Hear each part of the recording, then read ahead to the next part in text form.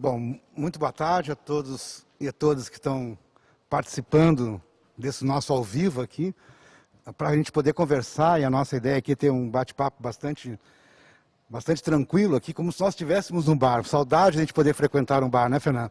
Mas a nossa ideia é como se nós estivéssemos num bar aqui, conversando sobre a questão nossa do turismo, né? Que nós temos um entendimento, e todos nós temos esse entendimento. Agora passamos por um processo eleitoral bem recente, onde todos os candidatos falaram da importância do turismo, então isso é bastante para nós que lidamos com isso, bastante importante, a conscientização dos nossos gestores, né, da importância desta área como área de desenvolvimento, né, econômico, de geração de emprego e renda. Então esse é o nosso objetivo, nós já fizemos alguns encontros que nós estamos discutindo isso, Fernando. E Fernando está aqui presente conosco, né, está presencialmente aqui, nós estamos tomando todos os cuidados e eu queria, logo no início, me apresentar, né? Meu nome é Cláudio Dutra, eu sou secretário aqui do município do Rio Grande, secretário de Desenvolvimento, Inovação e Turismo. E nós vamos contar hoje, né, com a presença para conversar conosco, além do Fernando, que está aqui conosco presencialmente, que organiza já há algum tempo um roteiro bastante interessante, que ele vai ter a oportunidade de conversar aqui, que é Os Caminhos dos Faróis. Nós vamos ter também a presença do Leandro Santos Pereira, da agência operadora 360 Graus, também os consultores Sebrae, as consultoras do Sebrae, desculpe, que estariam aqui, mas não puderam vir justamente por esse decreto do governo do Estado, na questão da pandemia, então estão se cuidando estão em casa com todos os cuidados, a Roseli, a Asa Nascimento e a Rita Miquelon, que vão falar conosco sobre os roteiros do patrimônio histórico, né, na natureza do patrimônio histórico. E vamos contar também com a presença do Gleison Ariel Benck, espero que tenha falado corretamente, que é biólogo e é pesquisador da Fundação Zoobotânica Gaúcha e organizador do Avistar Che, né? Então, essa é a nossa ideia, esse é um bate-papo que a gente quer fazer com vocês com tranquilidade, vocês mandem as perguntas, comentários, enfim, fiquem à vontade, quem está nos assistindo, para que a gente possa conversar. Então, nós sabemos, então, que a oferta turística na nossa região ela é bastante forte. Nós temos aqui na nossa, e nós chamamos a nossa região da Costa Doce, né? E agora estamos forçando ainda, junto com o Sebrae, a construção de um outro roteiro, Fernando, que é um roteiro que também que a gente está chamando de Costa do Mar, que faz parte da Costa Doce, mas que pega de Santa Vitória, ou pega lá do Chuí, e vai até Osório, passando aqui pela 101, que é um roteiro bastante interessante. Então, nós estamos, que tem muita coisa legal, e que é importante que a gente consiga formatar, que a gente consiga mostrar para o mundo essas nossas potencialidades. E eu queria ver se é possível, e eu pergunto para a Tec se é possível, que a gente já possa conversar de forma virtual aqui com a Roseli. É possível?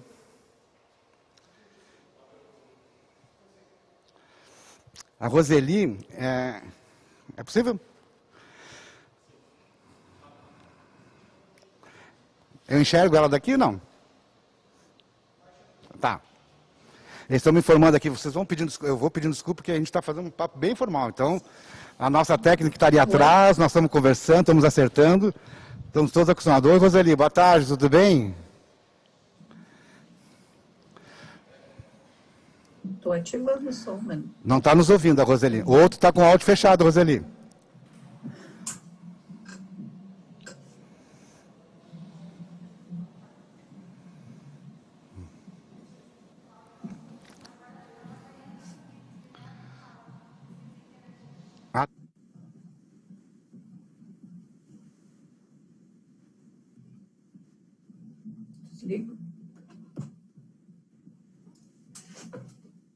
Olá, pessoal.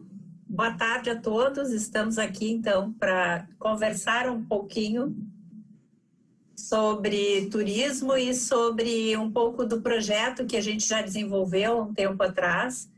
E a gente vai apresentar para vocês um pouco da Rota do Patrimônio 100% Natureza, algo muito interessante para quem ainda não conhece, dentro dessa região aí do extremo sul do Brasil. Posso colocar a apresentação agora já? Sigo aqui. Vou compartilhar uma tela, então, aqui com vocês, para a gente poder conversar um pouquinho mais sobre esse produto que a gente está falando. Tá?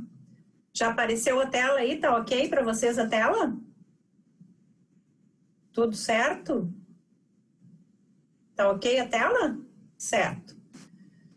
Então, nós estamos falando aqui da Rota dos Patrimônios 100% Natureza. É um projeto na Costa Doce, com a gestora Jussara, onde eu, Roseli, bióloga e também, né, consultora do Sebrae, turismóloga provisionada, junto com a Rita Miquelon, trabalhamos então para a formatação desse produto, que é extremamente interessante e está completamente de acordo com tudo que a gente espera de turismo, principalmente nesse período aí, pandemia e pós-pandemia que nós estamos passando. Então, só para a gente entender um pouquinho melhor essa Rota dos Patrimônios 100% Natureza, onde é que ela se desenvolve? Então, nós estamos saindo de Porto Alegre em direção à região já da Costa Doce. Nós vamos chegar na área da Lagoa do Peixe. Opa, está seguindo. No Parque Nacional da Lagoa do Peixe, seguindo então pela BR-101, a gente vai estar já numa outra unidade de conservação no município de São José do Norte, que é o Refúgio de Vida Silvestre do Mole Leste. Logo em seguida, então, nós passamos pelo estuário da Laguna dos Patos, e aí nós vamos estar na área de proteção ambiental da Lagoa dos Botos, da Lagoa dos Patos, e depois seguimos, então, para uma quarta unidade de conservação que faz parte dessa rota 100% natureza, que é a Estação Ecológica do Taim. Então, vejam que nós estamos aqui nessa península, a gente tem a Laguna dos Patos de um lado, passamos pelo estuário e estamos, então, o Oceano Atlântico do outro lado. E essa é uma região, então, que na sequência nós vamos para Santa Vitória do Palmar, em seguida estaremos no Chuí, Uruguai. Essa rota, a gente vem fazendo uma primeira pergunta, né? O que nós temos no extremo sul do Brasil? Nós falamos muito na questão de Costa Doce, extremo sul do Brasil. E aí, nesta região, a gente tem, nesse primeiro momento de parada da Rota dos Patrimônios, o Parque Nacional da Lagoa do Peixe, em Tavares. Foi criado em 1996, é uma região de uma beleza incontestável, e nós temos ali a presença de várias aves migratórias e aves residentes. Depois o nosso colega Gleison vai falar um pouco mais sobre a questão destas aves todas presentes nessa região do Parque Nacional da Lagoa do Peixe. E, então, nós temos uma área do parque de 36.700 hectares, 62 quilômetros de extensão na área do Oceano Atlântico, e estamos, então, de um lado, a Laguna dos Patos, do outro lado, o Oceano Atlântico. E aqui, então, a gente tem o que nós chamamos de um mosaico de ambientes. A gente tem o mar, né, a costa litorânea, depois nós temos as dunas, nós temos campos, nós temos uma área de mata, depois nós temos um pouco mais de campo e, em seguida, água doce dentro da Laguna dos Patos. Essa extensão aqui, ao longo do Parque Nacional da Lagoa do Peixe, 62 quilômetros, mas numa largura, digamos, de apenas em torno de 10, 11 quilômetros, a gente tem essa diversidade de ambientes. E isso permite, então, com que nós tenhamos a presença de diferentes elementos e diferentes aves que compõem esses diferentes ambientes aqui. E nos dá uma riqueza muito grande, então, em poder de atratividade para esse roteiro.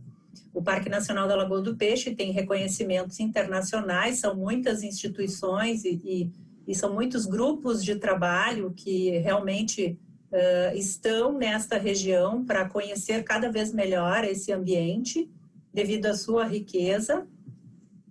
E aí a gente tem cenas extraordinárias, né, dentro dessa região da Lagoa do Peixe. Seguindo, então, nós temos sempre, em todos os municípios, um trabalho que foi desenvolvido com um grupo de empreendedores que foi envolvido com esse processo de desenvolvimento do turismo.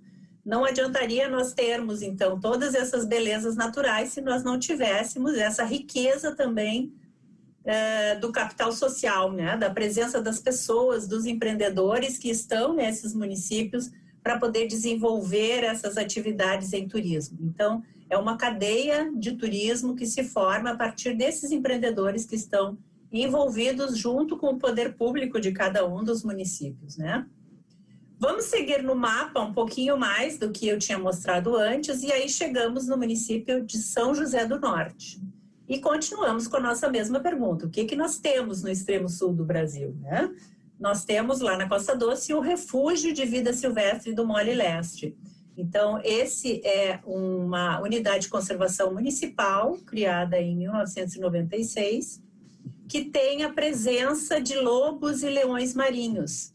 E tem essa característica bastante interessante, que é a formatação dos moles da Barra, né? São 4,2 quilômetros mar adentro, onde nós temos nesse lado para São José do Norte, o farol do Mole Leste, e depois, se nós formos observar do outro lado, já para Rio Grande, o farol do Mole Oeste. E aqui, então, a entrada onde a Laguna dos Patos faz o seu encontro com o Oceano Atlântico. E é uma região, então, com a presença desses pinípedes, né, dos lobos e leões marinhos. Muitos deles vêm da região, vêm do Uruguai, de Cabo Polônio, e a gente tem ali, então, a possibilidade de observação desses animais. Então, um reforço da observação de vida silvestre. São 300 metros quadrados nessa área desta unidade de conservação e de uma riqueza muito interessante, também muito trabalhada por vários grupos. A FURG está presente, o NEMA, o Núcleo de Educação e Monitoramento Ambiental, o projeto Pinípedes do Sul, enfim, são vários os grupos também que trabalham nessa região e fazem o monitoramento e o controle destes animais. E por isso aumenta também a nossa responsabilidade em estar nesse ambiente e transformar esses ambientes em produtos turísticos. Então aqui a presença dos lobos e leões marinhos. Também em São José do Norte nós temos a presença de vários empreendedores envolvidos com esse processo. Nada disso poderia ser possível para ser transformado de novo, como eu tinha dito, em produto turístico se nós não tivéssemos essa participação dos empreendedores, da comunidade local e do poder público também, para que a gente pudesse ter todos os serviços, além desses atrativos naturais, né, ter todos os serviços disponíveis para serem usufruídos pelos visitantes. Na sequência, então, vamos mais adiante um pouquinho e conhecemos e vamos passar, então, pelo estuário da Lagoa dos Patos, que é entre São José do Norte e Rio Grande, onde nós vamos ter a área de proteção ambiental dos Botos, que é uma região também no estuário. Nós vemos aqui, então, a presença da Laguna dos Patos e esse encontro. E nessa região, então, a localização, ficam vários botos que estão sendo monitorados já há bastante tempo, inclusive tem algumas restrições de pesca ali, da pesca de emalhe. Nós já tivemos vários acidentes, enfim, que acontecem com essas redes de pesca, mas tem um monitoramento muito interessante, muito legal, feito pela FURG e feito pela ONG Causa. A ONG Causa é uma ONG que há muitos anos faz um monitoramento perfeito de indivíduo por indivíduo. Eles têm a identificação de cada um dos botos que estão nessa região, inclusive com nomes pelas suas marcas nas nadadeiras, marcas no dorso, e é um trabalho espetacular, né, de um reconhecimento internacional e que a gente tem ali também como atrativo natural. Mais uma vez, reforçando aí a importância de nós fazermos um trabalho com todo o cuidado, já que estamos lidando com elementos frágeis da natureza e em ambientes também frágeis. Mas é de uma beleza fantástica, né? Seguimos, então, e vamos naquele mapa já em direção, né, dentro de Rio Grande, em direção a Santa Vitória do Palmar. A nossa pergunta continua sendo a mesma. O que nós temos no extremo sul do Rio Grande do Sul e no extremo sul do Brasil e aí na Costa Doce? Muita coisa. Então, nós já estamos chegando na 4ª unidade de conservação, na Estação Ecológica do Taim, criada em 86, e é uma unidade que, a partir de um decreto em 2017, teve a sua área reordenada, então teve um reordenamento de área. E hoje, então, nós temos essa estação ecológica com 32.800 hectares. Gerenciada pelo ICMBio, assim como o Parque Nacional da Lagoa do Peixe, também tem vários grupos de pesquisa, né? E nós temos ali alguns elementos que são mais significativos, como as capivaras do Banhado do Taí, o jacaré do papo amarelo, né? O cisne do pescoço preto, que estava antes. Então, são vários elementos aí, e também a composição do grupo de empreendedores que está envolvido com o processo de desenvolvimento nesta região. Então, se nós somarmos todos os elementos de atrativos naturais com a presença humana de pessoas envolvidas e com a responsabilidade de trabalhar dentro desse ambiente, nós vamos ver que nós temos aí uma capacidade de produto turístico realmente muito significativo. Tanto que a gente diz que nessa Costa Doce Natureza, nós temos aqui visitantes de diversos lugares do mundo. Ou seja, nós temos a possibilidade de estar ali com muitos que são observadores de aves, né, como é o caso dessa imagem aqui, que utilizam, enfim, esses equipamentos bastante significativos, mas que cada vez mais a gente tem colocado que observador de aves e observador de vida silvestre pode ser qualquer um de nós, não apenas aqueles que têm esse tipo de equipamento, né? Mas muitas dessas pessoas se deslocam, então, para essa região para fazer observação de aves e para fazer observação de vida silvestre, porque nós bem vimos que existe essa atratividade aqui na região. E aí, gente, nós temos já registrado a visita de pessoas de todos os continentes, ou seja, já tivemos visitantes de 51 diferentes países. Coisas que às vezes a gente aí, vocês, talvez como moradores, como sendo da região, até não imaginam que as pessoas do mundo inteiro estão se deslocando para conhecer a região de vocês, para conhecer o extremo sul do Brasil, para conhecer a Costa Doce, e só se deslocam porque tem esses produtos e essas características com um poder de atratividade muito grande. Então, significa que nós temos que cada vez aumentar mais a nossa responsabilidade em termos de trabalho, né? E aí, pensando nisso, então, nós, eu e a colega Rita, fomos estudando cada vez mais as tendências do turismo. Nós sabemos que nesse momento existe uma ampliação do ecoturismo, uma ampliação e um interesse maior em atividades de vida ao ar livre, né? Então tem um crescimento muito grande de atividades de observação de vida silvestre, seja observação de aves, seja observação de mamíferos, de répteis, enfim, de insetos, de vários dos elementos da natureza, não só da fauna quanto da flora. E esse crescimento dessa atividade nos traz a possibilidade de fortalecer os nossos produtos da região da Costa Doce, né?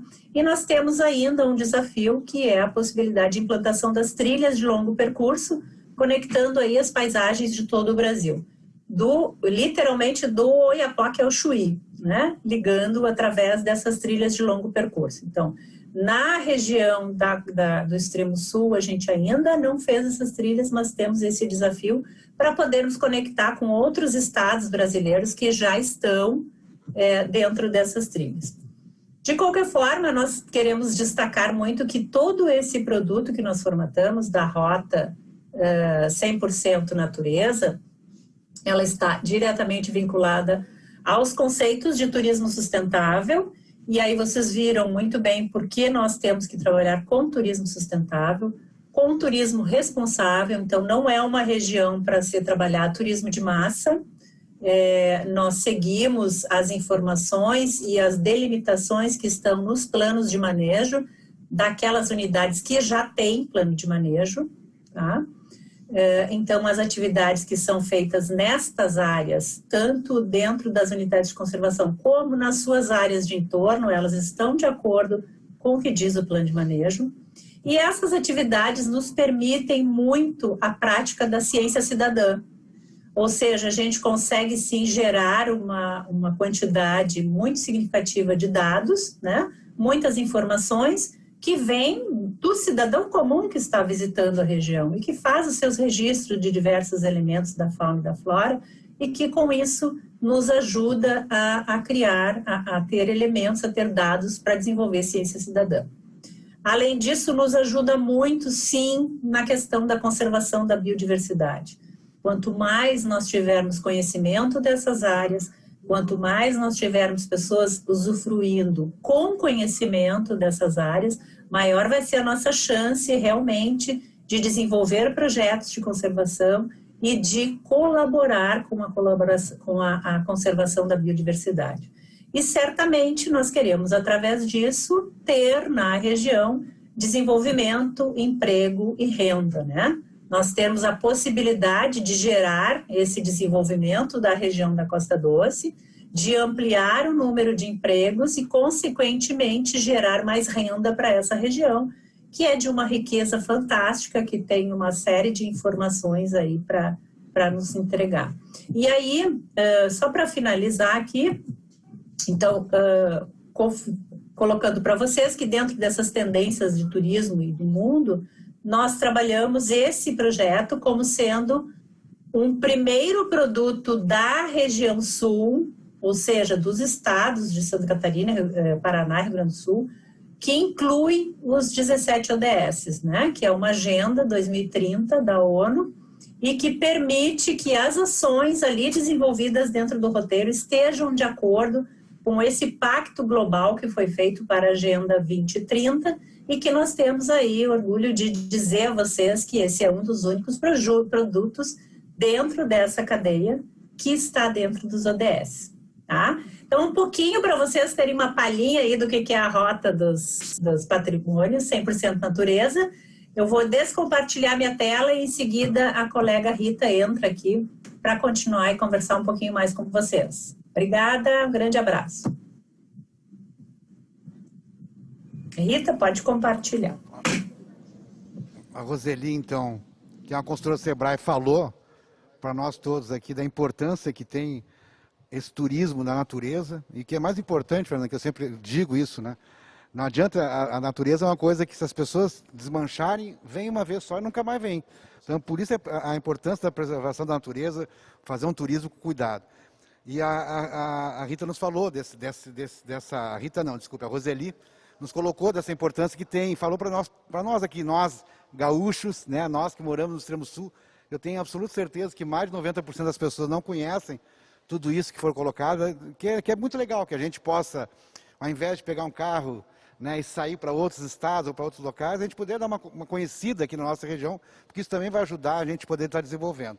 Então, a Roseli nos falou muito dessa rota nossa de Tavares até Santa Vitória, e a Rita agora vai estar conversando conosco também, então agradecer a fala da Roseli, e chamando já a Rita também é uma consultora do Sebrae, que ela vai linkar isso, todo esse turismo da natureza com os objetivos de desenvolvimento sustentável. E é importante ter que as pessoas que estão nos ouvindo saibam que que a gente chama ODS, que a gente fica falando de ODS, achando que todo mundo sabe, o ODS é um grande compromisso das autoridades do mundo todo, dos povos do mundo todo, no que diz respeito à preservação da natureza, desse nosso mundo, né, desse local que nós moramos. Então, não é simplesmente um documento, né, é um compromisso político feito por vários povos do mundo no que diz respeito à defesa do nosso planeta. Então, eu queria chamar já de imediato a Rita para fazer esse link, né, entre esse roteiro todo que foi colocado para a Roseli e esses objetivos de desenvolvimento sustentável da ONU.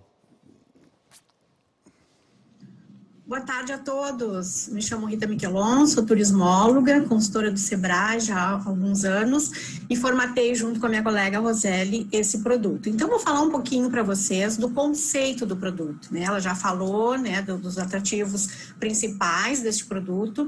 Eu vou falar um pouquinho do conceito. Nós sabíamos que quando fomos para esse território, contratadas pelo Sebrae, pelo projeto de turismo da Costa Doce, queríamos trabalhar nessas 4 unidades de conservação. Então, o segmento seria turismo de natureza e ecoturismo. Mas nós queríamos trazer um conceito para esse produto, que fosse uma coisa um pouco diferente do que a gente já tinha. E aí nós fomos pesquisar e encontramos o conceito do pós-luxo. O conceito do pós-luxo, ele trouxe, assim, uma certa diversidade, né, no princípio, mas a gente conseguiu, então, encaixar ele dentro desse produto que foi perfeito. Então, o pós-luxo, ele foi trazido, esse conceito foi trazido ao Brasil pela empresária e consultora Fernanda Sendler. Ela trabalha com a moda, né, e ela trouxe de Paris esse conceito que foi, né, ele foi lançado em 2014, e há cerca de 3 anos ela traz para o Brasil esse conceito montando um hotel em Campos do Jordão. E ela diz que existem produtos e serviços que são raros se passados por um filtro, com um olhar mais inteligente sobre o que é o luxo contemporâneo, que podem se caracterizar como pós-luxo. Então, ultrapassou o luxo, né? Pós-luxo, ele não precisa mais, ele já largou mão, né, daquela questão do ter o luxo. Porém, existem algumas características que são principais que deve ter, como, por exemplo, a matéria-prima. A matéria-prima tem que ser de excelente qualidade. E aí nós temos, então, as 4 unidades de conservação, que são matéria-prima de excelente qualidade, incontestavelmente. Tem que ter originalidade, tem que ser genuíno, tem que ser único. E elas são, né? Existem tantas outras unidades de conservação, mas essas 4 são diferentes uma das outras e são únicas. Precisa ser atemporalidade, um produto que veio para ficar, não é um produto de moda, é um produto que veio para ficar, e nós queremos muito que essas unidades de conservação durem para o sempre, né? Então, essa característica de ser atemporal. O produto tem que ter um propósito maior, né? Então, um propósito maior do que a conservação do meio ambiente, né? Não existe um propósito maior, principalmente hoje, nos dias de hoje, essa questão de termos, assim, a conservação do meio ambiente, estar envolvido com o meio ambiente, então, é o propósito maior. E um markup coerente, né? Não é porque é um produto de pós-luxo que a gente vai trabalhar com um valor muito alto, é um produto justo, que atenda, inclusive, aos pequenos empreendimentos. Então, nós temos essas características que se encaixam perfeitamente na rota dos patrimônios. E qual é o perfil das pessoas que vão procurar este produto, né? São pessoas ávidas por produtos e serviços únicos, genuínos. Nós temos a ascensão dos milênios aos nossos produtos hoje, né? São os que nasceram entre a década de 80 até 95, que eles têm esse perfil, né, de buscar experiências, de buscar coisas únicas. É um público que tem preferência por experiências em detrimento de grifes. E não é só eles, né? Então, se encaixa nesse público que eles buscam, né, a qualidade, o atendimento preferencial, eles buscam, então, um diferencial nos produtos. E na Rota dos Patrimônios, nós temos, né, esse diferencial. E um detalhe que a gente observou também, que não são as grandes empresas que exploram, né, esses hábitos de consumo, mas sim pequenos empreendedores que desenvolvem produtos exclusivos e de alto valor agregado. Então, esses são o conceito, né, e a demanda do produto. E aí nós temos, então, a experiência, né? A Roseli já falou um pouquinho da questão da localização, né? Então, quem vem de Porto Alegre pode pegar a BR-101, vai chegar até Tavares, a Lagoa do Peixe, depois São José do Norte, Rio Grande, e segue para o Taim. Pode vir também pela BR-116, né, passando ali por Guaíba, né, Ararambaré, passa por Cristal, enfim, chega em Pelotas e aí entra em Rio Grande e segue para Santa Vitória do Palmar. Bom, então aqui é o conceito vocês já viram o conceito da rota, nós temos uma identidade visual. Foi criada uma identidade visual para esse produto que foi trabalhado, né, no folder, em todas as peças que a gente, então, trabalhou na divulgação. E aí chegamos no primeiro local, né? Se formos montar um roteiro, né? É uma rota, ela pode ser feita só São José do Norte, pode ser feita só Rio Grande, pode ser feita só Altaim, mas pode ser feito um roteiro. Então, uma sugestão de roteiro é que se faça as 4 unidades de conservação, começando então por Tavares, na Lagoa do Peixe, onde temos então a grande clientela ali são os observadores de aves, onde nós temos então na lagoa as aves que fazem a migração e são o principal atrativo. todo mundo que vai quer ver os flamingos, querem ver os flamingos, nem sempre é possível, não se pode dar a garantia de 100% que eles vão estar ali, mas normalmente estão, na época que migram para lá. E aí temos, então, os produtos, né, os roteiros feitos com equipamentos, né, de Land Rovers, e todos os roteiros são feitos individualmente ou em grupo. Aqui nós temos, então, uma imagem, né, dos observadores de aves, como a Roseli já falou, a gente tem turistas aí do mundo inteiro. E a Alagoas Expedições Turismo é a agência receptiva que opera esses produtos. Então, temos várias experiências, são feitas dentro da lagoa, no mar, nos cômodos de areia, enfim. É possível também fazer um interface com outros produtos, né? Das cavalgadas, é possível, piqueniques, é possível fazer interface, então, aproveitando, né, os outros produtos já existentes. Aqui também temos, então, outros equipamentos que servem de apoio aos roteiros. E os faróis. Também tem um roteiro que o Alagoas Expedições faz, que passa por todos os faróis, chegando inclusive até o Uruguai.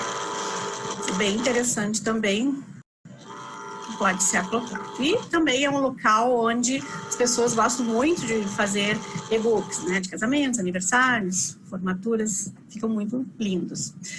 E seguindo mais 126 quilômetros, chegamos em São José do Norte, então uma pequena cidade de 25 mil habitantes, que tem ali, então, o Revis, como a Roseli já explicou, o refúgio do Mole Leste, onde estão os pinípedes, que são os lobos leões marinhos, e eles estão ali sempre. Eu já fui, acho que mais de 15 vezes lá, e sempre eles estão ali.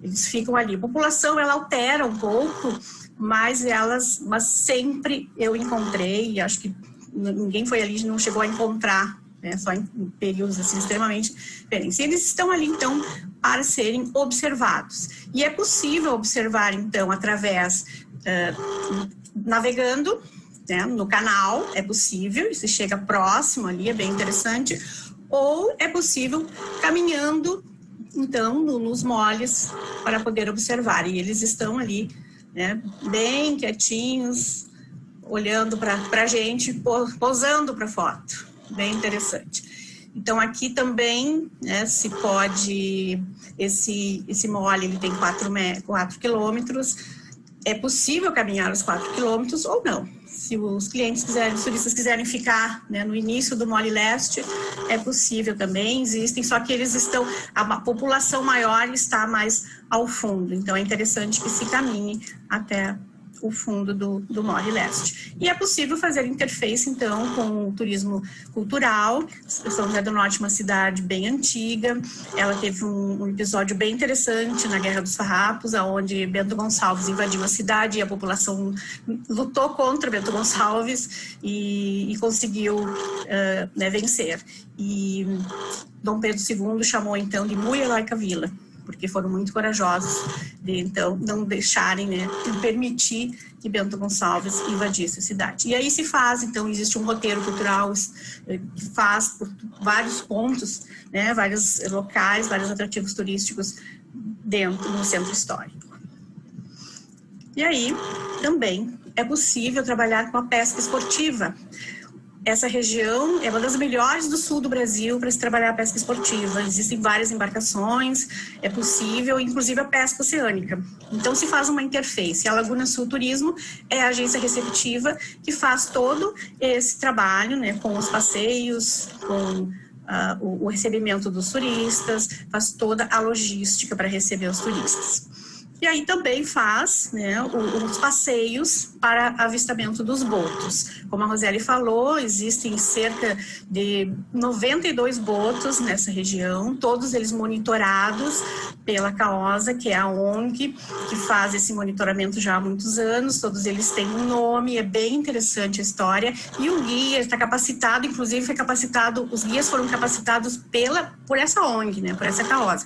Então eles têm todo o conhecimento sobre a vida desses botos. Então, durante o passeio se faz, né, a fala, né, de como eles vivem, o que eles comem, a gestação, os filhotes e o nome deles, enfim, é muito interessante. Só que não se pode garantir que eles estão sempre ali, né? Eles podem, existe uma área de extensão que eles vão e voltam, mas normalmente se avista alguns, não se avista todos, mas se avista eles, e eles são bem divertidos, gostam de pular bastante. O passeio, então, é feito através de embarcação, pequenas embarcações, e aí a gente tem, então, pequenas embarcações que a família pode estar passeando, vai o condutor, né, da embarcação e o guia. É bem interessante esse passeio. E a Laguna Sul, então, que está operando este produto. E aí, seguindo, se atravessa, né, para Rio Grande, e aí anda-se mais 70 quilômetros, e aí se atinge, então, a Estação Ecológica do Taim, que é, assim, então, um refúgio maravilhoso desses animais que estão ali, e é possível, então, fazer trilhas. Então, os produtos que estão ali são de trilhas. É uma natureza linda, realmente, assim, a gente se encanta. Aqui são trilhas, então, que se faz dentro do Taim. É necessário usar um calçado especial e é muito divertido. Também se consegue acessar uma vila, uma cidadezinha, uma pequena vila, né, uma cidade dentro de Rio Grande ainda, uma pequena vila chamada Vila da Capija, que é uma vila bem antiga também, tem uma história muito interessante, e o guia acompanha até essa vila e fala todos os aspectos históricos. Existem falésias também na praia, e é bem interessante também esse passeio. E aí temos também, dentro deste produto, o percurso que se faz na maior praia do mundo, que é de Cassino a Santa Vitória do Palmar. São 250 quilômetros de extremamente nada, só praia. E aí se acampa, enfim, se tem uma experiência muito interessante dentro desse produto. É um produto com poucas pessoas, tem uma agência específica que faz esse produto. Na verdade, são 3 ou 4 agências que operam este produto, e é muito interessante. É caminhando, né, e tem um carro de apoio que vai se caso, né, o turista tenha algum problema. O pessoal gosta muito de fazer esse passeio, ele é um pouco cansativo, né, mas dizem que renova a vida. E aí são as 3 agências, temos as 3 agências, então, que operam esses produtos. Temos uma que está entrando agora também, lá de Rio Grande, e elas estão, então, trabalhando, como a Roseli disse, com a questão dos objetivos, para atingir os objetivos da ODS, e neste conceito do pós-luxo, que foi um conceito também pioneiro, que trouxemos para este roteiro aqui no Rio Grande do Sul. Então, vocês têm aí agora um produto que ele encaixa perfeitamente no perfil deste novo turista. Aquele turista que procura, então, um contato maior com a natureza, não quer aglomeração, quer produtos genuínos, quer produtos originais, com a questão da sustentabilidade.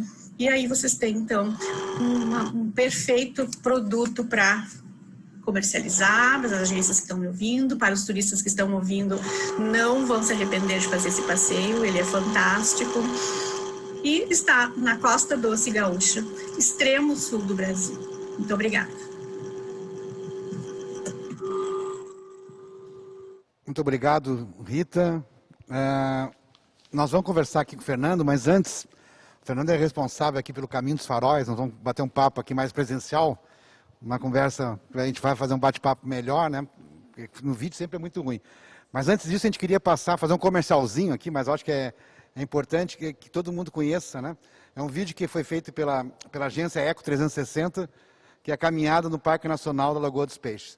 Então, eu gostaria de convidá-los a todos para assistir esse vídeo, e logo em seguida a gente vai bater um papo aqui do que é o Caminho dos Faróis, os desafios que tem com a pandemia, enfim. Vamos bater um papo legal aqui, tá bem? Every single day, I'm gonna make something great. That's my way. Every single day, I'm gonna make something great. That's my way.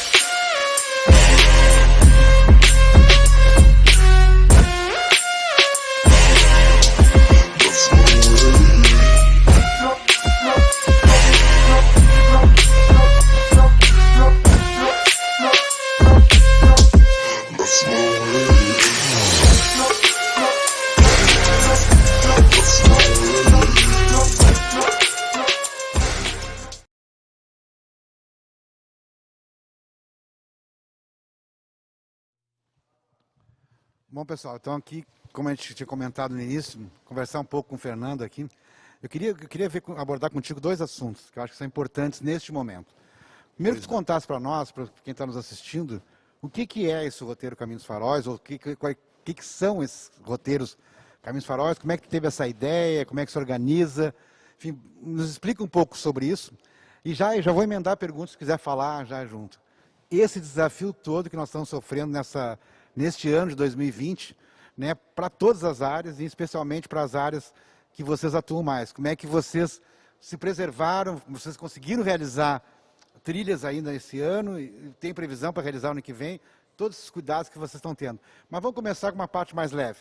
Como é que tu pensou, como é que tu criou, como é que concebeu e como é que se organiza aí? Fica à vontade, Fernando. Pois não. Obrigado pela oportunidade, né, de estar aqui falando. E então, respondendo a tua pergunta. 2012, eu resolvi fazer essa caminhada sozinho, da Barra do Cassino aos moles da Barra do Chuí. E fui atrás de pesquisar na internet pessoas que já tivessem feito. Só custei muito, 2 relatos de 2 duplas que tinham feito. Mas mesmo assim me programei e fiz sozinho. Foi tão transformador na minha vida, que quando eu voltei de lá e contava para as pessoas, né, cara, eu também preciso. Mas não tenho a tua coragem ou o teu preparo. E daí despertou a ideia assim de, cara, quem sabe trabalhar com isso? Eu que sou dentista há 35 anos, né, comecei então a vislumbrar trabalhar com esse tipo de atividade. E criei um roteiro, travessia, Cassino Barra do Chuí, que já tem 7 anos acontecendo aqui. Nesse período já veio pessoas de, olha, acho que poucos estados do Brasil, falta vir alguém ainda, né? E a proposta sempre foi, fazer algo parecido com aquela experiência, né? Buscando isolamento, desconectar, porque nem tem sinal de nada lá mesmo, né? Para poder se conectar consigo mesmo através da conexão com a natureza. Essa foi a ideia que pegou, porque de lá para cá só fez crescer. A nossa página, por exemplo, no Face, que pouco se falava daqui, e eu via pouca gente caminhando aqui. A nossa página hoje tem 18 mil seguidores, 7 mil a outra, e cada vez mais está sendo conhecido este roteiro. Originalmente era este caminho, que desta travessia de 236 quilômetros, são 226, 10 vai até Lagoa e volta. Então passa para 236. 60 quilômetros são no Cassino e 176 em Santa Vitória, né? E é um grande vazio, e é isso que o pessoal busca. Eu ouço de bastante gente ao longo desses 7 anos, Fernando, a minha vida é uma antes e uma depois, porque eu saí da Matrix, vamos dizer assim, pude pensar um pouco na vida. Quando eu voltei, não encaixava mais naquela rotina louca e comecei a modificar algumas coisas. Esse é o tipo de coisa que as pessoas buscam ali. Nosso público é um público, a maioria mulheres. Olha que interessante isso. Né? Entre 5 Tem ideia por quê? Tu tem ideia por que é mulher? Porque eu acho que as mulheres estão buscando mais algo assim, nesse sentido de espiritualidade. Interessante. A maioria mulheres entre 45 e 65 anos. Olha só. Né? E depois nós queremos um outro roteiro, procurando privilegiar mais essa parte, porque esse roteiro é bem pesado, a travessia Cassino Barra do Chuí. Então tem pouco tempo para programar qualquer meditação, qualquer atividade em outro sentido. Então a gente elaborou um outro roteiro, que é o Caminho dos Faróis, que sai da Capilha. Esses são 190 quilômetros dos mesmos 8 dias. O primeiro dia caminha em Rio Grande e os outros 7 também em Santa Vitória do Palmar. E como é que tu faz o caminho? Por dentro? Sai ou da pela Capilha, faixa? aquela estrada que tem da Serraria, Certo, isso. sai nas costas do Sarita, Farol Isso, Sarita, que é certo, justamente certo. a divisa entre Rio Grande e Santa Vitória, e por ali segue até a fronteira com o Uruguai pelo mesmo roteiro do outro caminho. Ótimo. Né? Para terem uma ideia de como funcionou, por exemplo, entrando já na tua outra pergunta, né? Nós, lá em abril, nós tínhamos algumas saídas, foram suspensas pela pandemia. E ficamos ali de braços cruzados esperando ver o que ia acontecer. A primeira que teve, e foi em outubro, dos 14 participantes, que é o nosso teto, 11 estavam repetindo a experiência. Alguns pela sexta vez, alguns pela quinta, vários pela segunda, terceira vez. Ou seja, temos um excelente produto aqui. E as pessoas buscam aquele nada que foi citado ali, né? Que é onde tu te encontra, e te encontrando, tu encontra tudo, né? Então, estamos bem contentes com esse produto aí, com esse trabalho que a gente tem feito. E para a pandemia, entrando na tua pergunta, a gente, além de seguir as recomendações da ABETA, Associação Brasileira de Turismo de Aventura, que fez um baita de um protocolo, a gente segue aquilo ali, mas, sinceramente, fomos bem além. Antes era uma van que buscava o pessoal em Porto Alegre, hoje é um micro-ônibus para poder sentar um a cada 2 lugares. Antigamente era 2 ou 3 nos hotéis, aqui no cassino ou na capilha, nas casas de aluguel, hoje é quarto individual para todos. Barraca individual, que era um opcional, pagava extra, hoje está incluído, é uma barraca individual para cada um.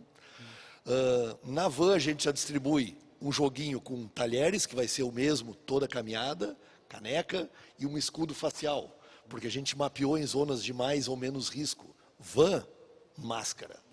Acampamento, que é espaçado, pode usar o escudo facial na área externa. Dentro do barracão, ou tenda de convivência, pode máscara daí. Então a gente mapeou essa, de alguma maneira, por risco de contágio, né, e adotou condutas para enfrentar isso. Graças a Deus, outra coisa importante, 14 dias antes de começar a caminhada, a gente monta um grupo de WhatsApp, onde todos os participantes que contrataram um pacote e equipe postam diariamente a sua temperatura, 14 dias antes, e se tem algum sintoma ou não. Já aconteceu de pessoas apresentar sintoma, ter que fazer o teste para poder participar, deu negativo, pôde participar, o teste quente aquele, né? Então, esses cuidados deram bastante segurança para as pessoas virem. Já fizemos 2 edições, teria agora a terceira, mas daí o decreto de praias fechadas nos cortou. Sim. Estamos esperando aí o que vai acontecer, mas, sinceramente, nos sentimos bem preparados para fazer frente a esse novo desafio que a pandemia trouxe para todos. No nosso opinário, que a gente distribui no final, tivemos avaliação máxima nesse quesito por parte dos participantes, se sentiram bem seguros, né? Então, a gente está aí, tentando divulgar mais e mais essa região, e acreditem, quem está nos ouvindo, vai vir muito mais gente caminhar aqui. Muito mais gente caminhar neste trecho, seja do cassino à Barra do Chuí, seja da capilha à Barra do Chuí. Eu estava brincando contigo, quem for na capilha vai comer o melhor arroz de leite que tem no mundo, né? É muito bom aquele arroz de leite. Tem essa oportunidade também de... E é um troço que eu estava comentando contigo, que esses hábitos, né, que a gente está tendo de segurança na saúde, segurança sanitárias, são hábitos que eles vão continuar acontecendo independente da pandemia, né? Porque eram hábitos que nós não tínhamos, que nós deveríamos ter, né? Então, reunir com um grupo de pessoas diferentes, num ambiente fechado, sempre tem a possibilidade de contágio de outras doenças, né? Então, infelizmente, a gente está enfrentando essa pandemia. Então, se tem alguma coisa, né, que a gente possa tirar dessa crise toda, é esses hábitos que a gente vai ter de segurança, né, que nós vamos ter que cumprir. Mas que bom, eu acho ótimo, eu acho que são iniciativas, as pessoas vão para o mundo todo, vão para a Espanha, vão para Portugal fazer as caminhadas. A única coisa, eu vou brincar contigo aqui, né, brincar com as pessoas que estão nos vendo, a única coisa que me incomoda muito é essa coisa assim, não, saia da tua zona de conforto. Eu não quero sair da minha zona de conforto. Trabalhei a minha vida toda para poder ter um conforto. Então, o que eu quero ter? Eu quero ter um conforto mental, então eu vou fazer caminhada. Eu quero ter um conforto espiritual, vou fazer uma caminhada. Mas me deixa no conforto. É uma brincadeira. Tá porque certo. Normalmente as pessoas dizem isso. Mas nós vamos passar um vídeo, né, que vai ilustrar um pouco mais a tua fala, e nós voltamos em seguida para tu poder comentar um pouco da questão do vídeo. Pode ser? Um novo caminho para aqueles que buscam a verdadeira conexão.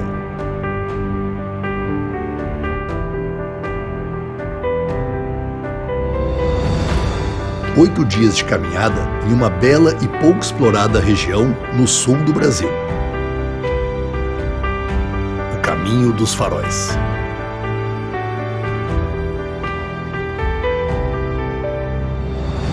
Iniciamos nossa caminhada na histórica Vila da Capilha, no município de Rio Grande, às margens da Lagoa Mirim.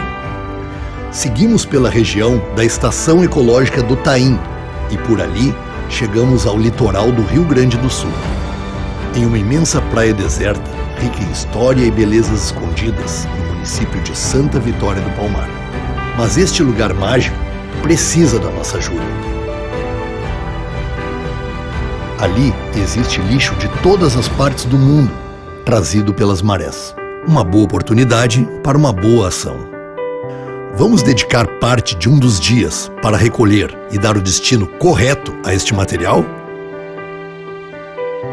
Caminho dos Faróis. Uma caminhada meditativa, ecologicamente ativa.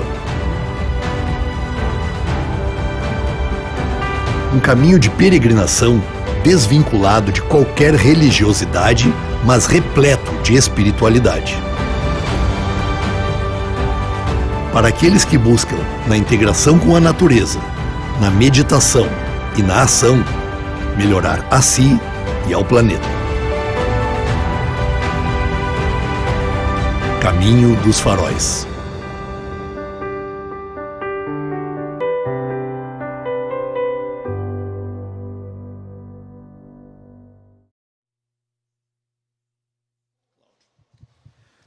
Fernando, comenta um pouquinho com a gente esse teu vídeo. Primeiro que além de ser muito bonito, é muito emocionante. Eu não sei se a gente está numa situação que é final de ano, né? Normalmente espírito mais reflexivo, mas também por tudo que a gente está passando, né? A gente está enfrentando, acho que um momento, a gente está falando aqui de coisas boas, de coisas, porque a gente quer também passar essa perspectiva de futuro para as pessoas, né? Porque esse ano foi muito duro para todos nós, né? Não tem ninguém que não tenha ficado com muito medo, né, de toda essa questão da pandemia, o medo do desconhecido, né, aquele medo que a gente não sabe como lidar, que é um pouco isso que tu propõe também na tua caminhada, diferente, claro que é diferente, mas também tu enfrentar os teus medos, né, tu enfrentar os teus desafios. Queria que tu comentasse um pouco sobre isso. No vídeo ali, puderam ver que tem um momento, um dos dias, a gente tira algumas horas para fazer uma ação de limpeza de praia. Né? Isso foi uma ideia da minha companheira Janaína, que insistiu, e a gente conseguiu introduzir isso no caminho. O pessoal gosta demais disso, essa oportunidade desse pequeno resgate, porque aquele lixo também é nosso. Sim, claro. Né? Quem está inserido nessa sociedade maluca de consumo não pode se isentar daquele lixo que está lá e achar que quem largou aquilo foi um porco qualquer e não tem culpa nisso. Então a gente vai lá e faz a nossa parte, limpa um pouco. E outras coisas neste caminho, o Caminho dos Faróis, a gente conseguiu implementar na questão assim, de turismo sustentável. A gente se abastece ao máximo na Capilha com os produtores de lá. É a galinha caipira, é o ovo comprado deles, é o arroz de leite, já contratamos lá para uma das nossas jantas lá. Contratamos guias locais para apresentar a Capilha. No caminho vai se abastecendo de peixe dos pescadores artesanais que tem. Então, a gente conseguiu se inserir bem na comunidade, nesse caminho, que o cassino é maior, é mais impessoal, né? É mais difícil tu ter essa aproximação que a gente teve na Capilha, no Hermenegildo, nessas praias menores aí que abraçaram o Caminho dos Faróis. É um projeto todo muito bem visto pelaquela comunidade e fechou todas, como a gente diz. Né? Que bom.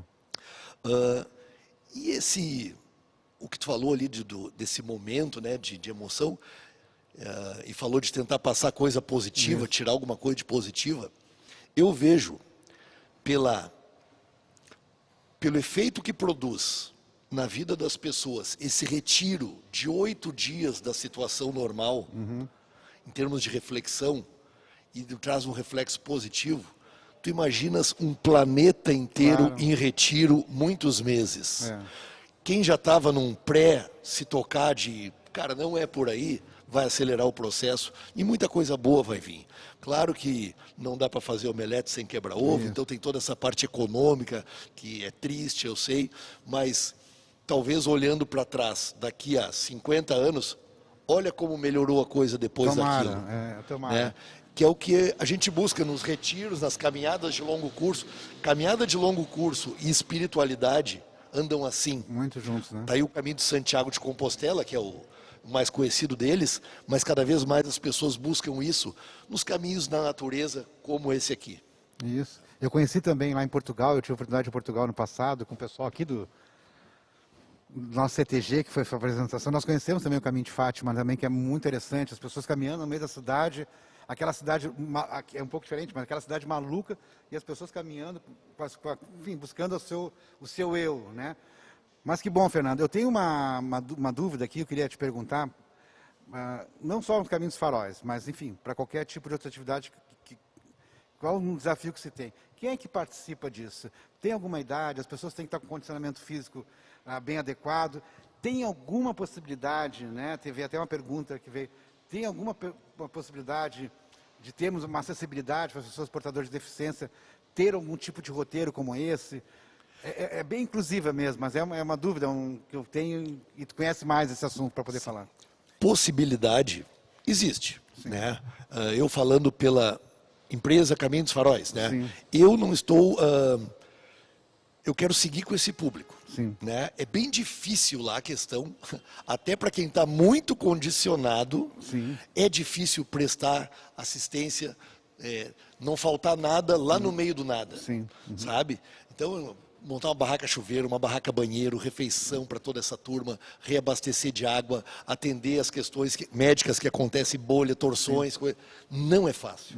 Né? Que dirá, assim, uma coisa inclusiva. Eu, no momento, não vislumbro, assim, eu tentando atender esse público, no momento.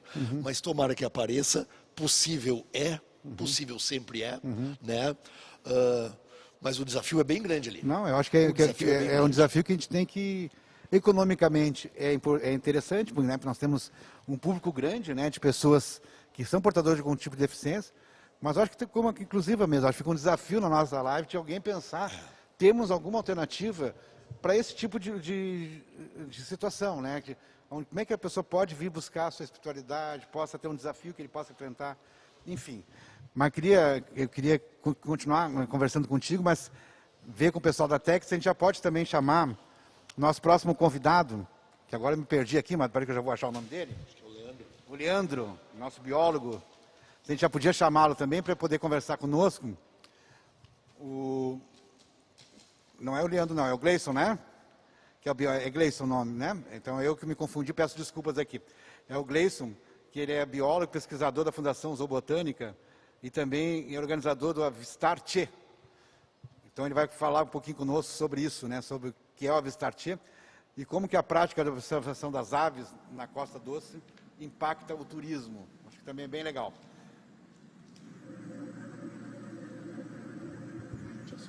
Boa tarde a todos, é um prazer estar aqui com vocês. Diferente da Roseli e da Rita, que me antecederam, eu não trabalho com turismo, né? Como foi anunciado, eu trabalho com pesquisa em aves e também sou observador de aves, faço parte do Clube de Observadores de Aves. Então eu vou colocar uma lupa sobre um desses grupos de turistas que a Roseli e a Rita tanto mencionaram nas apresentações, que são esses seres estranhos, né? Os observadores de aves. Então eu vou compartilhar aqui com vocês.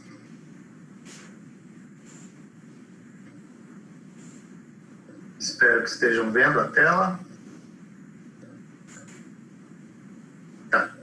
Ok. Então eu vou comentar um pouco sobre o que é a observação de aves, né? E tentar mostrar um pouco por que essa região é tão atraente para os observadores de aves e finalizar, quando a gente fala em observação de aves, em turismo de observação de aves, a gente se depara com uma falta de informação, sim, mas quantos são, qual é o impacto desse grupo de turistas, né? E vou então apresentar os resultados de uma dissertação de mestrado muito interessante, defendida pela Silvia Kaiser, que inclusive nos assiste recentemente, e que enfoca justamente o impacto, o perfil do observador de aves, o impacto econômico dessa atividade com foco na Lagoa do Peixe, né? Então, observação de aves é a observação, né, ou a identificação e a fotografia de aves para fins de recreação, de diversão. É um hobby, né? É um tipo de turismo, como já foi colocado, turismo de natureza, e, essencialmente, né, o barato dessa atividade é dar nome às aves que a gente encontra, é conseguir uma foto de uma espécie que eu nunca vi, ou um registro de uma espécie que eu nunca vi antes, uma espécie rara, né, e assim por diante. É aí que reside o barato dessa observação, né. E por que prestar atenção em aves? Porque é uma atividade que dá muito prazer, é empolgante, é apaixonante, né? Não tem contradição, não tem idade. É inesgotável em termos de fonte de satisfação, porque existem numerosas espécies, centenas de espécies para observar. Né? É possível, ao longo da vida, observar aves e não vai se observar todas as espécies que estão aí ao nosso redor, porque são muitas. E às vezes elas se apresentam em plumagens diferentes, com seus cantos diferentes, comportamentos. Então, realmente é uma fonte inesgotável, né? E faz bem ao corpo e à alma, né? É uma atividade anti-estresse, promove o exercício em contato com a natureza, etc. Né? Então, é uma atividade gratificante sob todos os aspectos, né? Aí algumas imagens do nosso clube de observadores de aves aí, ativo, né, no campo. E é só destacando que já está mais do que comprovado, eu não vou entrar nesse aspecto, mas mais do que comprovado os benefícios da observação de aves, do turismo junto à natureza, para a saúde mental, saúde física, né? Só destacando aqui essa última frase que eu trouxe desse trabalho de 2017, muito recente, né? Que eles demonstram que das 5 características da natureza que eles testaram, a cobertura de vegetação, ou seja, o quanto de verde tem à nossa volta, e a abundância, olha só, a abundância de aves, né, foram os aspectos mais relacionados com a menor incidência de depressão, ansiedade e estresse. Então está comprovado cientificamente, não é apenas uma opinião. E é uma atividade multissensorial, uma experiência multissensorial.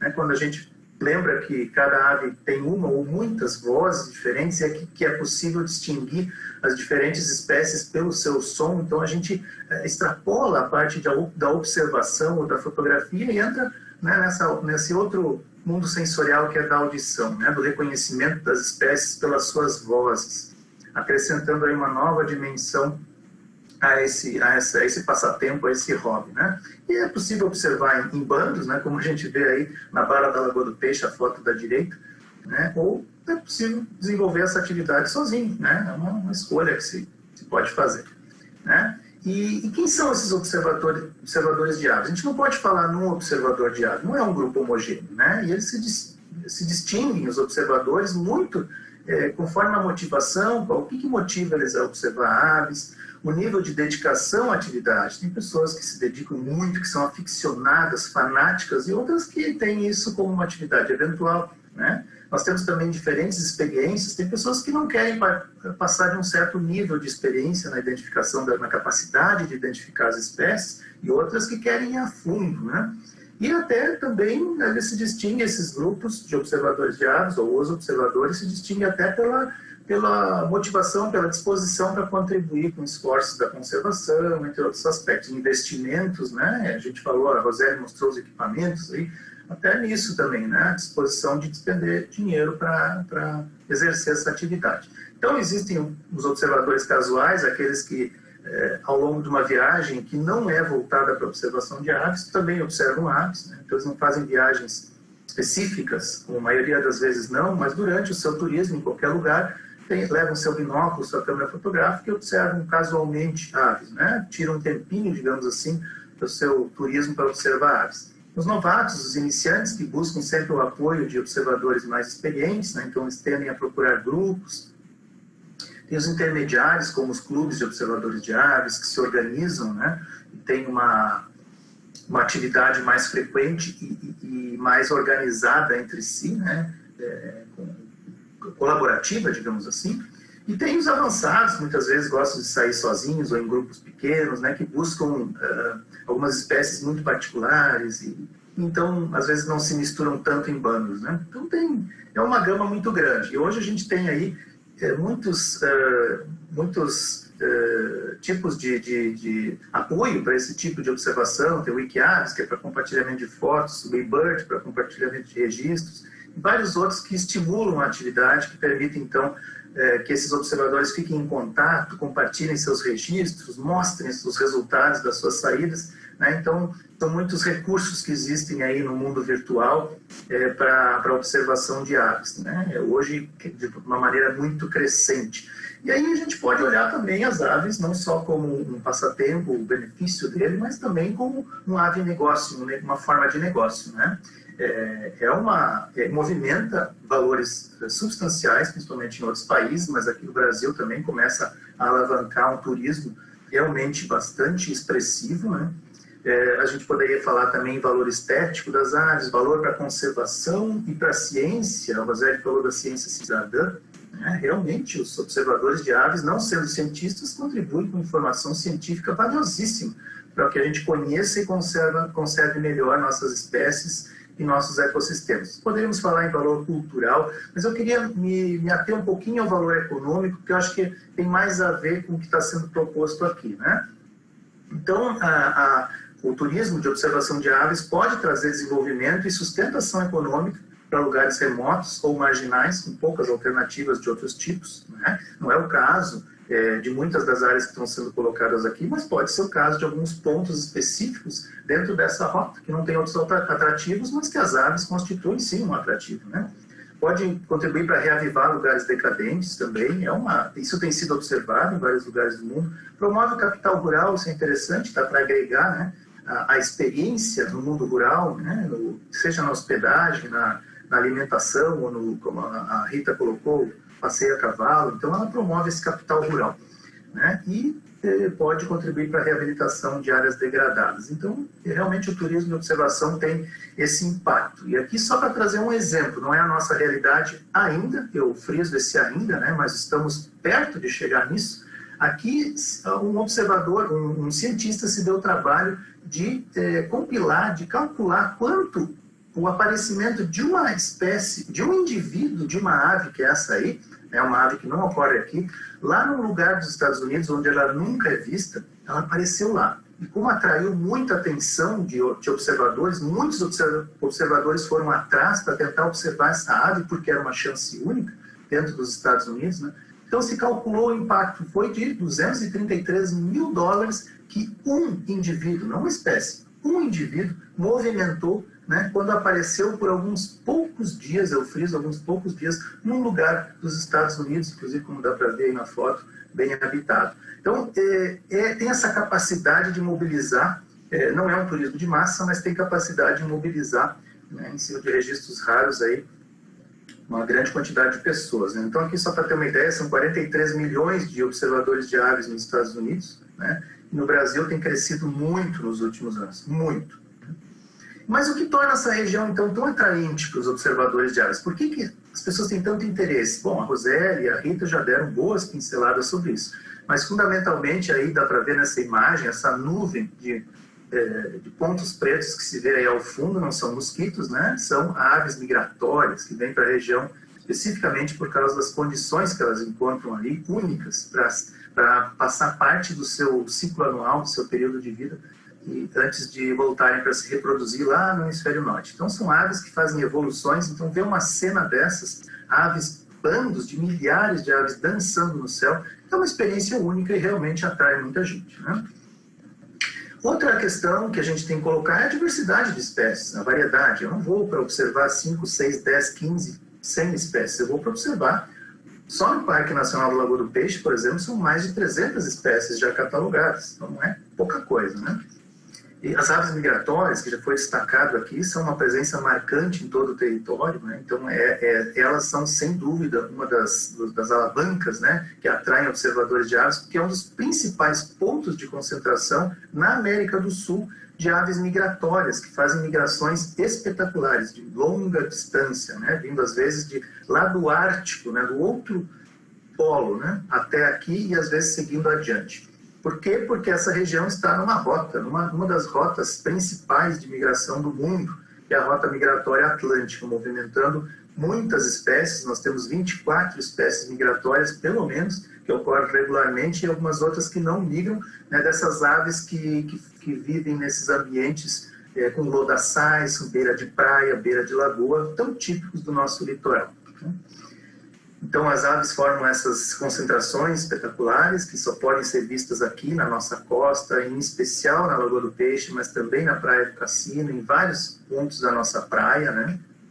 e integradas à paisagem formam um recurso realmente fantástico, algo muito atraente, muito bonito de se ver, que transmite paz, calma, e ali no meio desse bando aí que vocês mal enxergam os pontinhos brancos, pode ter 5, 6, 10 espécies, e procurar uma espécie diferente no meio desse bando, sem dúvida é muito interessante para o observador de aves, né? E aves que não vêm só do hemisfério norte, também tem aves que vêm do sul do continente. Então, a Lagoa do Peixe, a nossa costa, o estuário da Lagoa dos Patos são áreas de convergência de espécies que vêm de vários lugares do mundo, não só da América do Norte, mas também do sul do continente.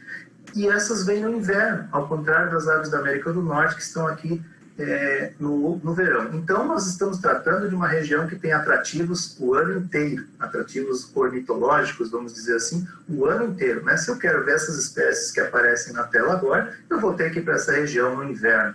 E se eu quero ver outras, eu vou ter que ir no verão, na primavera, né? Interessante. E aqui uma espécie de gaivota também, que muitas pessoas querem ver, são ávidas por ver. E um dos lugares melhores para se ver é a praia da Lagoa do Peixe, também ali na região do estuário da Laguna dos Patos. Temos também uma grande abundância e variedade de aves aquáticas, só comparável, talvez, com a do Pantanal. E mesmo assim, aqui tem uma riqueza maior de espécies do que no Pantanal. Então, nós não estamos tratando de uma região que seja na média ou um pouco acima da média. Não, nós estamos tratando de uma região muito acima da média em termos de abundância e variedade de aves aquáticas. Aqui nós estamos falando de garças, maçaricos, cegonhas, marrecas, cisnes, né? E tantas outras. Bom, nós já falamos da riqueza de aves, tem muitas espécies para ver, nós já falamos das aves migratórias, que sem dúvida são um dos pilares, né, de atração para observadores de aves, mas não é só isso. Ainda tem as especialidades. O que seriam isso? A gente pode chamar entre aspas aqui, são espécies que, se eu quiser ver, eu tenho que ir para essa região. Eu tenho que ir para a Lagoa do Peixe, eu tenho que ir para o estuário. Aqui a sanã cinza é uma pequena espécie de saracura minúscula, né, que vive nesses banhados salobres que aparecem aí embaixo na imagem do estuário da Lagoa dos Patos e também na Lagoa do Peixe. No mapa bem à direita vocês podem ver os quadradinhos, que são os únicos lugares de ocorrência dessa espécie no Brasil. Então, se eu quiser ver essas espécies, eu vou ter que ir para a região. E eu quero ver essa espécie, então eu vou para lá, né? Então, são as especialidades, aquilo que eu só vou encontrar na região. Outra especialidade aí, o João Platino, né, uma espécie, um parente do João de Barro, que já vive em outro tipo de ambiente. E ali no mapa, bem à esquerda, novamente, vocês podem ver como, se eu quiser ver essa espécie, eu vou ter que ir para um desses 3 pontos, né? Ou a Lagoa do Peixe, ou a Praia do Cassino, estuário, ou lá bem no extremo sul do país, né? Temos outras especialidades que chamam muitos observadores, porque são fáceis de observar nessa região, podem ser encontradas em outros lugares, mas não é tão fácil de ver quanto aqui, né? Como a boininha, o papapiri, né? Esse último realmente muito bonito, com muitas cores, né? Muito atraente. E como a Roseli já falou, e a Rita também, quem não quer ver flamingo, né? Se eu quiser ver flamingo no Brasil, o lugar que é mais certo que eu vou ver é a Lagoa do Peixe, não tem outro. Eu posso ver também no estuário, eu posso ver algumas áreas de Santa Catarina, só que aí eu vou ter que ir várias vezes para ter a sorte de numa delas enxergar. Na Lagoa do Peixe, não.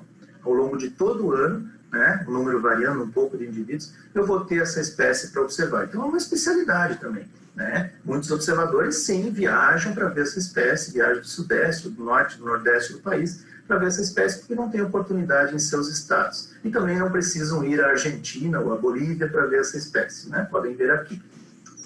Nós temos também uma outra categoria que atrai observadores, que são as raridades, né? A Lagoa do Peixe e algumas outras áreas do nosso litoral são o que a gente chama de arapucas para aves vagantes. O que é isso? Aves migratórias que se perdem da sua rota, né? Estavam indo para outro lugar e acabam se perdendo, se juntam com outras aves migratórias e acabam chegando na Lagoa do Peixe, conduzidas pelas outras espécies. Então, não são espécies de ocorrência normal, mas eu estando na Lagoa do Peixe, em algumas outras áreas, eu tenho chance de registrar espécies, por exemplo, como o combatente, que é da Europa, como o babatuíra grande, que vem lá da Ásia Central, que, na verdade, ela se perde e aparece ali uma vez a cada 10 anos, talvez, quem sabe, né? Ou um 30 réis negro da América do Norte, que tem poucos registros. Então, eu estando ali, eu tenho chance de ver essas espécies que se perdem de rota e acabam tendo esses registros muito ocasionais no território brasileiro, às vezes vindo de muito longe, né? e outras espécies que vêm do sul, como a agachadeira mirim ou o piuí da América do Norte, que só tem um registro justamente da Lagoa do Peixe. Então, isso tudo torna essa região tão atraente. Eu estou num lugar com muitas espécies, eu estou com espécies migratórias que se concentram de uma maneira fantástica nessa região, eu estou com a possibilidade de ver aves que talvez em nenhum outro lugar do país eu vá ver e que talvez vá ver uma vez na vida, né? Porque vem de outras regiões. E aqui, só para finalizar, então, eu queria trazer um pouco do resultado da dissertação da Silvia Kaiser, que nos assiste, como eu comentei, foi orientada pelo Pereló, que é o Luiz Fernando Pereló, da FEPAM, e ela desenvolveu lá na Universidade dos Açores. E ela nos traz um pouco da visão dos observadores de aves sobre o turismo, né? Sobre a infraestrutura que existe, né? Então, ela trabalhou com questionários, né, tentando traçar esse perfil do observador e qual é o impacto que eles têm. Será que nós podemos considerá-los como um grupo de turismo mesmo, ou ele é tão inexpressivo que não vale a pena?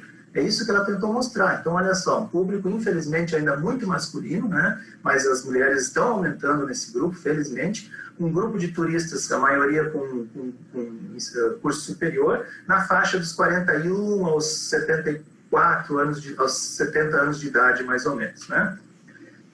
Olha só, a renda é uma renda relativamente alta, 70%, né, dos observadores de aves têm uma renda, é um turismo mais elitizado, tem uma renda um pouco mais alta, acima de R$6.000 por mês, né, da renda do grupo familiar, chegando a mais de 10 mil.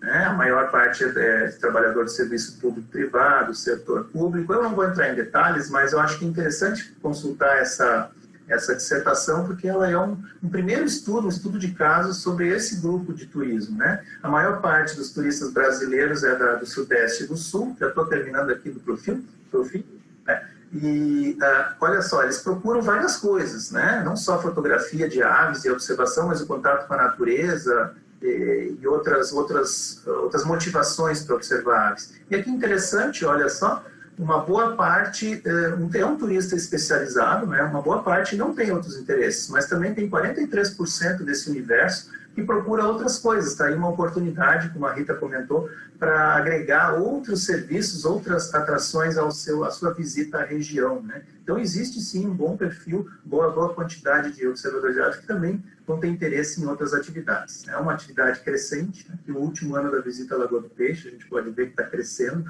não é algo que está acabando, né? Já estou indo para o fim aqui. A maioria fica de 3 a 5 dias na região, mais um resultado interessante do estudo da Silvia, né? Fica de 3 a 5 dias e gasta, olha só, gasta aí, chega a gastar 250 a 400 reais por dia, né? Uma boa parcela gasta de 150 a 400 reais por dia na região.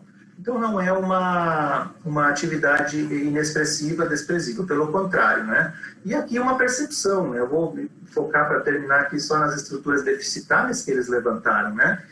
Embora tenha todo esse esforço fantástico que a Roseli e a Rita nos colocam, né? De organizar esse turismo, o observador de aves ainda não vê o turismo organizado na região, né? Ainda não vê um controle, uma normatização, uma fiscalização de atividades conflitantes e vê estruturas deficitárias na parte de hotelaria, gastronomia, ou seja, não é que está ruim, é que pode melhorar, né? Pode ter oportunidade para crescer e melhorar nesses serviços. Rodovias, aluguel de veículos é colocado, né? Às vezes a pessoa quer alugar seu veículo tracionado para ir sozinha e não tem opção muitas vezes, né? Então, tem uma série de questões aqui levantadas por esses turistas entrevistados pela Silvia que nos dão um bom sinal de por onde a gente pode entender melhor, compreender melhor e inserir melhor o observador de aves e por isso, aumentar a sua frequência na região. Então, era isso que eu tinha para colocar. Não temos ainda uma cadeia turística da observação de aves, temos uma cadeia do turismo. Não tem uma cadeia turística ainda organizada para observação de aves, mas temos uma grande oportunidade, um peso econômico interessante, né? Uma atividade que tem potencial de crescer muito, né? E temos que ampliar a percepção de gestores do setor privado também, as necessidades desse grupo, né? E, enfim, ela também abordou outros aspectos que eu não vou entrar aqui. Mas era isso que eu tinha para apresentar, eu agradeço a atenção e ficamos à disposição.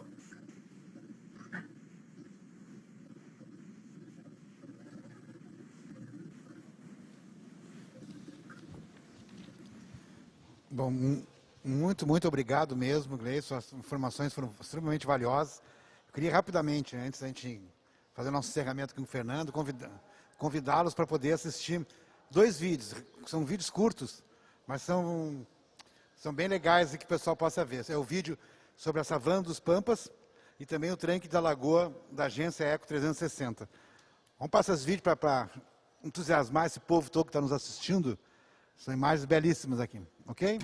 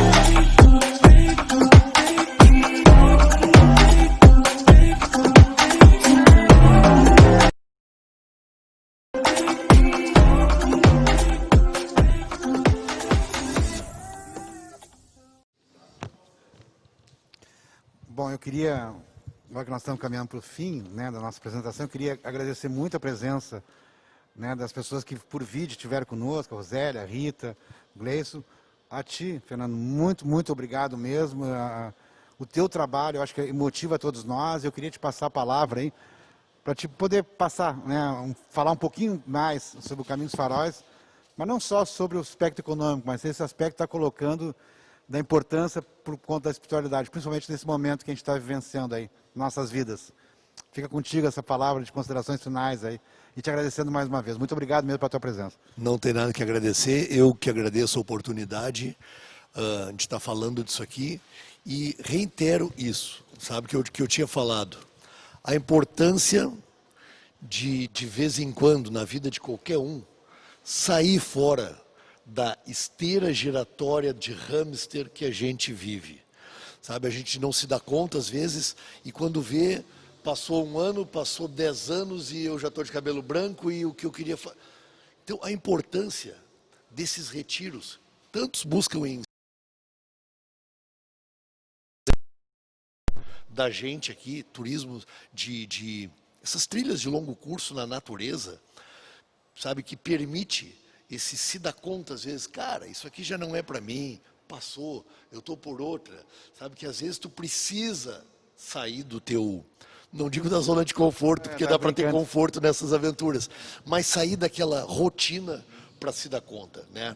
Eu me dedico apaixonadamente a prestar essa possibilidade às pessoas, e o retorno que a gente está tendo prova que é um bom caminho. Para encerrar, eu vou dizer o que a nossa recordista, tem uma que já fez 9 vezes o caminho.